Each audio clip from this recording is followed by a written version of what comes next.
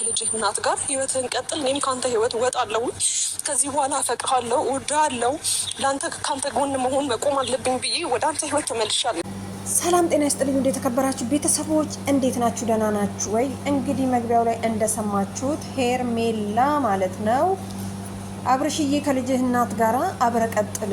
እኔ ላንተ ደስታ ነበረ ስኖር የከረምኩት ለደስታክ ነው እንጂ ለኔ ደስታ አይደለም። አንተን ለማስደሰት እንዳይከፋክ ነው። አንዳንዴ ለሰዎች ደስታ ብለን የራሳችን ደስታ እናጣለን አይደለ? ልክ እንደዛ ነው ሄርሜላ እየኖረች ያለችው ማለት ነው። ምክንያቱም እሷ ትታገላለች እንጂ አብርሽ ከቁም ነገር እየቆጠራት አይደለም ማለት ነው።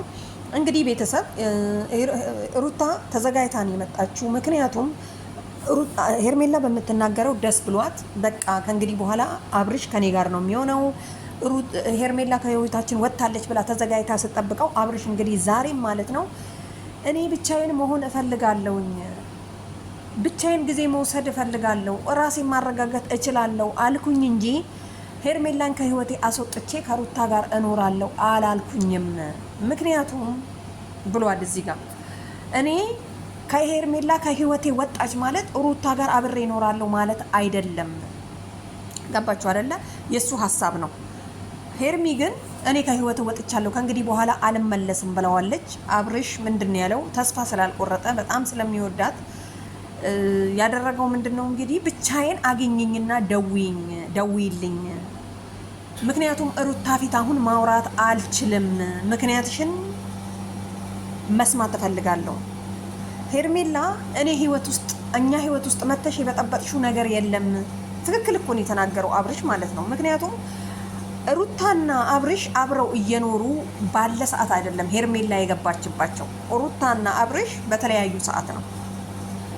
ግን ደግሞ ሄርሜላ ሀሳቡ ገብቷት የልጅ እናት አባት ነው ከልጅ እናት ጋር መለያየት የለባቸውም አብረው ይኖሩ ብላ ቦታውን ለቃላቸው እነሱ በፍቅር የሚኖሩ ከሆነ ሄርሜላ በይቅርታ በእንቧ ነው እንግዲህ የተለየችው ማለት ነው። አያችሁ አይደለ? ግን አሁንም ቢሆን አብርሽ አልተቀበለም። አዝማሚያው ከሄርሜላ ጋር መሆን እንዳለበት ነው የሚያሳየው። ስለዚህ አብርሽ ተረጋጋና ለብቻዬ እንዳልከው ሄርሜላንም ሳታገኝ አስብበት ወዴት ቦታ መሄድ እንዳለብህ ማለት ነው። ሄርሜላ በጣም የዋህ ናት፣ አዛኝ ናት፣ ታስታውቃለች። ምክንያቱም ለምን እንደሆነ ታውቃላችሁ?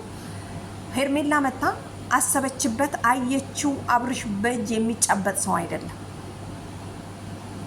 ስለዚህ በአንድ እጅ ማጨብጨብ አይቻልም ብላ ጨርሰዋለች ማለት ነው። ምክንያቱም አንድ እሷ ብቻ ስለምትወደው ስለምታፈቅረው አብርሽ የኔ ይሁን ብላ በግድ በመሳብ አብርሽ የሷ መሆን አይችልም ማለት ነው። ምክንያቱም አብርሽም መውደድ ማፍቀር ነበረበት። ግን አሁን ላይ ያለው አብርሽ የተረጋጋ አይምሮም የለውም። ምክንያቱም ለትዳር አልደረስኩም ገና ልጅ ነኝ ልደግ ከወለደ በኋላ እንዲህ አይነት ሀሳብ የሚያስብ ጀግና ነው ማለት ነው። ስለዚህ እንግዲህ ሩታ ምንድን ያለችው አሁንም ቢሆን ተስፋ አልቆረጠችም። ዛሬም አብርሽ ተመልሶ ከኔ ጋር አብሮ ይኖራል፣ ልጃችንን አብረን እናሳድጋለን ብላ በተስፋ ማለት ነው። እኔ ግን እንደ ሀሳብ ማለት ነው ልጁን ምንም መለማመጥ አያስፈልጋችሁም ሁለታችሁም። እንደውም ከህይወቱ ብትወጡ ሄርሚ ያው ወስና ከህይወቱ ወጥታለች። አሪፍ ውሳኔ ነው። ሩታም ብዙ መለማመጥ አይጠበቅብሽም። ምክንያቱም ልጄን ካለ አንቺን ከወደደሽ በራሱ ሰዓት ዞሮ ተሽከርክሮ ይመጣል ማለት ነው። አይመስላችሁም ቤተሰብ? እና ሄርሚ የወሰንሽው ውሳኔ በጣም ጥሩ ነው፣ አሪፍ ነው። ምክንያቱም አንድ ሰው የሆነ አንቺ ስለፈለግሽው ብቻ አይደለም። በተለይ ደግሞ ወንዶች ስትሆኑ ማለት ነው ሴት ሆናችሁ ወንዶችን ስትወዱ የወደዳችሁትን ሳይሆን የወደዳችሁን ነው ማግባትም ማፍቀርም ምንም ያለባችሁ። ምክንያቱም ተለምኖ ፍቅር አይሆንም በፍቅር ካልሆነ ማለት ነው። ስለዚህ አሁን እነ ሄርሜላ እያሳዩ ያሉት መንገድ ትክክል አይደለም።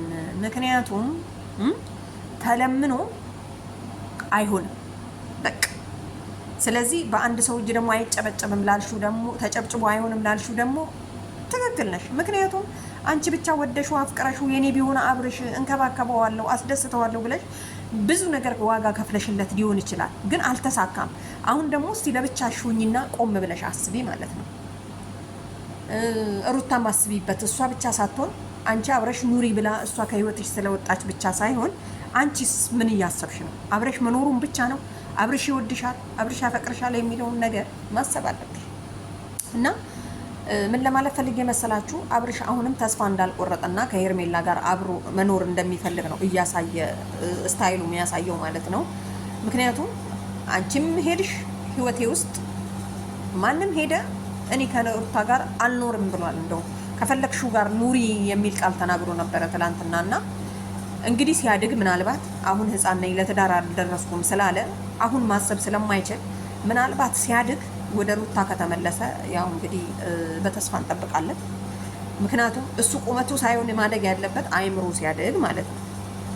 ምክንያቱም ህፃን ስትሆኑ ብዙ ማስተዋል ምናምን ነገር ስለሚያንሰን ትንሽ አደግ ሲል አይምሮ በሰል ሲል ያው ወደ ልጄና ወደ ሚስቴ ብሎ ሊመለስ ይችላል። ምክንያቱም ሄርሜላ ከውስጡ ከወጣሽ ግን አሁንም ሳስበው የምትወጪ አይመስለኝም። ምክንያቱም ለብቻሽ አግኝቶሽ አብርሽ ምን አብረን ነው የምንኖረው ብሎ እንደሚያባብልሽ ተስፋ አደርጋለሁ፣ እርግጠኛ ነኝ።